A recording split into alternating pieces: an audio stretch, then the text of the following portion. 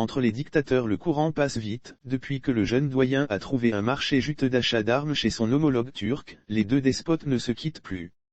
Dans cette coopération B2B, Recep Tayyip Erdogan veut se tailler une place au soleil sur le continent.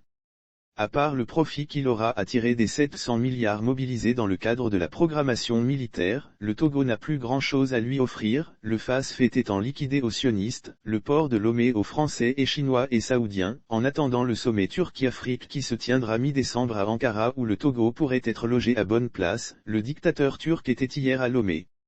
Il était accompagné de sa moitié, la première dame turque Emine Erdogan qui a inauguré l'école internationale Marif située à la résidence du Bénin à Lomé. Les convenances voudraient qu'en cette occasion, ce soit la première dame du Togo qui l'accueille et l'accompagne durant la cérémonie d'inauguration. Mais le logo étant ce qu'il est, un pays entièrement à part, on dirait même un pays martien où on ne fait jamais rien comme des gens normaux, il n'a pas de première dame. Pourtant nous avons un président jeune et hyper beau gosse, enfin ça dépend. C'est le seul pays en Afrique à ne pas avoir de First Lady.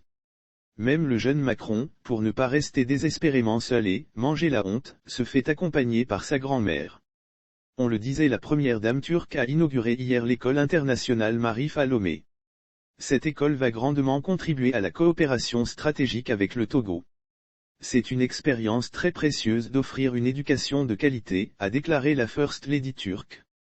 C'est la présidente de l'Assemblée nationale Dame Seganyava qui a dû faire office de première dame du Togo pour tenir compagnie à Emine Erdogan à qui elle a rendu hommage en saluant son engagement en faveur des plus faibles et démunis. Jusqu'à quand, Faurevis, va-t-il rester un singleton endurci?